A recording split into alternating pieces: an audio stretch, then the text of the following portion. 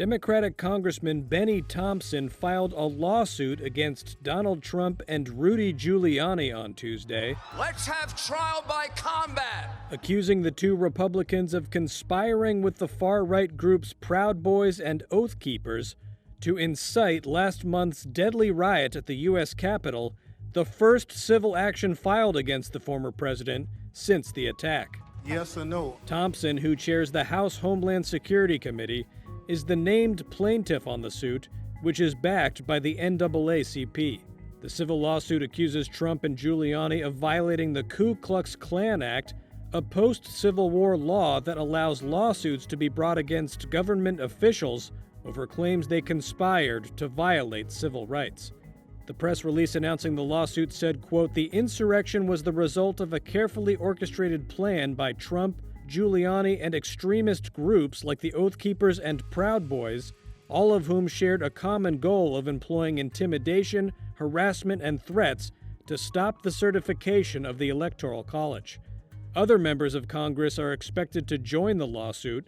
It seeks compensatory and punitive damages without citing a dollar figure, and it asks a federal judge to issue an order barring Trump and his co-defendants from future violations of the law. Trump advisor Jason Miller dismissed the allegations in the lawsuit, citing Trump's acquittal in the Senate impeachment trial. Most Republicans voted against convicting Trump, but Senate Minority Leader Mitch McConnell made it clear he still felt Trump was responsible and that he could still face legal consequences. President Trump is still liable for everything he did while he was in office. Didn't get away with anything yet. Trump also faces a criminal investigation into his attempts to influence Georgia's election outcome after he was recorded in a January 2nd phone call trying to pressure a top state official to overturn the state's election results based on unfounded claims of voter fraud. Myanmar's military says that it can guarantee that it will hold an election and hand power to the winner. In its first news conference since it seized power on February 1st, General Zaw Min Tun did not give a date for the election. The military also denied that the ouster of civilian leader Aung San Suu Kyi was a coup, or that government leaders were being detained. The leaders are in their homes for their own security, they said, while the law takes its course. Alongside facing charges of illegally importing 6 walkie-talkie radios, Suu Kyi was filed with a second charge, this time under the country's natural disaster law, according to her lawyer. 2 cases against her. Meanwhile, protesters once again took to the streets across the country, opposing military rule and demanding Suu Kyi's release. Railway staff laid down on tracks outside the largest city of Yangon, and strikes by engineers and civil servants continue to cripple many services and government functions. A UN envoy is warning the army of, quote, severe consequences for any harsh response to the demonstrations. Violence has so far been limited, but police have opened fire several times, mostly with rubber bullets, to disperse protesters.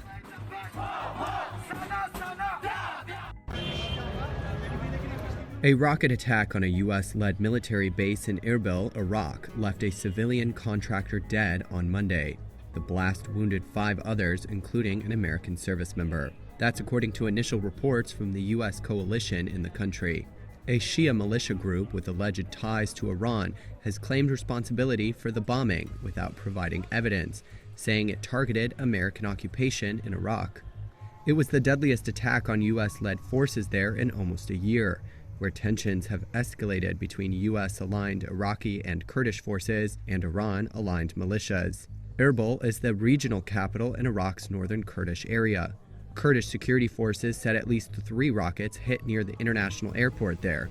Adjacent to the airport is a U.S.-occupied military base, where Reuters reporters heard loud explosions and saw a fire erupt. U.S. Secretary of State Antony Blinken said on Monday the United States was outraged by the attack. In a statement, he said he had reached out to Kurdistan's leadership to, quote, discuss the incident and to pledge our support for all efforts to investigate and hold accountable those responsible. The last deadly attack to target the coalition killed 1 British and 2 American personnel in March last year. On day 2 of a snap lockdown in New Zealand's biggest city, Auckland, the country recorded no new cases of COVID-19. New measures were imposed on Auckland's 2 million residents after 3 new infections were detected there on the weekend. The more transmissible UK variant was among the new cases and left authorities scrambling to trace the contacts of the family affected.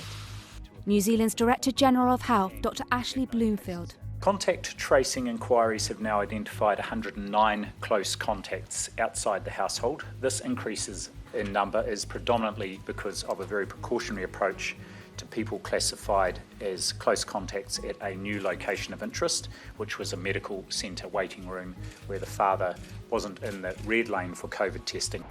The Auckland lockdown is a first in New Zealand in 6 months and prompted Australia to suspend its travel bubble with its neighbour. The arrangement had allowed New Zealanders to enter Australia without serving a 14-day hotel quarantine period. Meanwhile, New Zealand is gearing up to start its mass inoculation programme. The first batch of 600,000 COVID-19 vaccines arrived in the country on Monday. Once safety checks have been done, border officials will start receiving the Pfizer-BioNTech injection from Saturday. The Biden administration on Tuesday said everything possible must be done to stop Ebola outbreaks in the African nations of Guinea and Democratic Republic of Congo before they become large epidemics. White House Press Secretary Jen Psaki said in a statement, quote, "We cannot afford to take our foot off the gas. Even as we battle COVID, we must ensure capacity and financing for health security worldwide." Congo in Central Africa on Sunday confirmed 4 cases since September 7th, and Guinea in West Africa had 7 confirmed cases and 3 deaths. National Security Advisor Jake Sullivan on Tuesday spoke with the ambassadors of Guinea and Congo, as well as Guinea neighbors Sierra Leone and Liberia, to convey U.S. willingness to help. The World Health Organization, already deep in a fight against the global coronavirus pandemic, is working to learn more about the origins and strains of the Ebola outbreaks. The WHO warned on Monday that the disease, which killed more than 11,000 over 2.5 years starting in 2013, now poses a regional risk requiring exceptional vigilance. Australia's Prime Minister Scott Morrison apologised on Tuesday to a woman who alleged she was raped by a colleague in the country's parliament. The woman did not name the colleague but said it was someone who worked for Morrison's ruling Liberal Party, and that she had been raped in the office of Defence Minister Linda Reynolds in March 2019. She then spoke with the police in early April of that year, but she decided against making a formal complaint amid concerns about her career prospects. Morrison promised an investigation. But at the end of the day, I want to make sure that any young woman working in this place is as safe as possible, just as I would like my own daughters if they ever chose to go down that path, or in whatever workplace they were working in. The woman said she told senior staff in Reynolds' office of the alleged attack. She said she was then asked to attend a meeting in the same office where she says she was assaulted. Reynolds on Monday confirmed that she had been told of the complaint, though she denied the woman was pressured against making a police complaint. The sky isn't the limit for aspiring astronauts after the European Space Agency announced its latest recruitment drive. For the first time in over a decade, the ESA is calling for applicants for its next generation of astronauts. It's strongly encouraging women to apply and is looking at how it might add people with disabilities to its roster to boost diversity among crews. Those interested have a 2-month window from late March to late May to apply. To be qualified, applicants should have a master's degree in the sciences or mathematics field. ESA Chief Jan Warner. We have astronauts from the last selection and they are still active astronauts, and I would like to see them again going into orbit, going into space. But at the same time, we need also new astronauts to secure a continuity.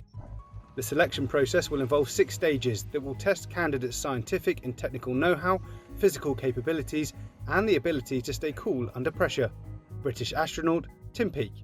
When you look at what we're doing in human spaceflight, it is quite remarkable. We are pushing the boundaries. We're asking more of our engineering, of our scientists, of our astronauts, and everybody. And so to be part of this international team that can actually make a real difference is a huge Looks like we privilege, don't have a real privilege. And it was that really that motivated me to want to be part of this team, to push myself, even further than I thought was possible. The agency's last recruitment drive in 2008 drew 8,000 applicants, of which 10 reached the final selection. This time around, the ESA is looking to add up to 26 permanent and reserve astronauts.